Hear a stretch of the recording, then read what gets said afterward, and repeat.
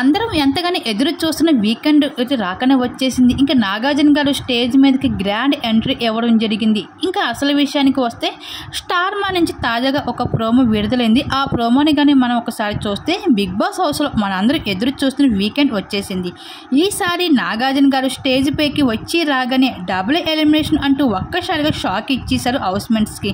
ఇంకా హౌస్ అంతా ఒక్కసారిగా షాక్ అయిపోయింది. ఉన్నది ఏడుగురిలో ఇద్దరు పోతే ఇంకా 5 మాత్రమే గ్రాండ్ ఫినాల్కి ఎవరు వెళ్తారు అన్నది ఈ రోజుతో క్లారిటీ వచ్చేస్తుంది అంటూ ఒకసారిగా ఒకరి ముఖాలు ఒకరు చూసుకుంటూ ఉన్నారు హౌస్ మేట్స్.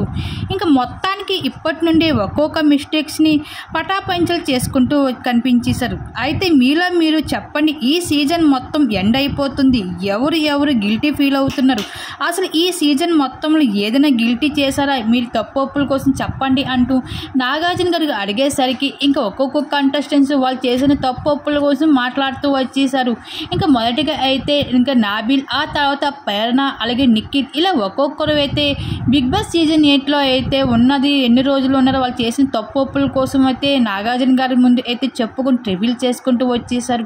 అలాగే ఇంకా నాగార్జున గారు డబుల్ ఎలిమినేషన్ కూడా ఉండబోతుందని చెప్పడంతో ఒక్కొక్క కంటెస్టెంట్స్ని సేవ్ చేసుకుంటూ రావడం జరిగింది. ఇంకా ఒక్కొక్క కంటెస్టెంట్స్ సేవ్ అవుతూ రావడంతో చివరికైతే రోహిణి, విష్ణుప్రియ ఉండడం జరిగింది ఇంకా ఎలిమినేషన్ ప్రాసెస్లో.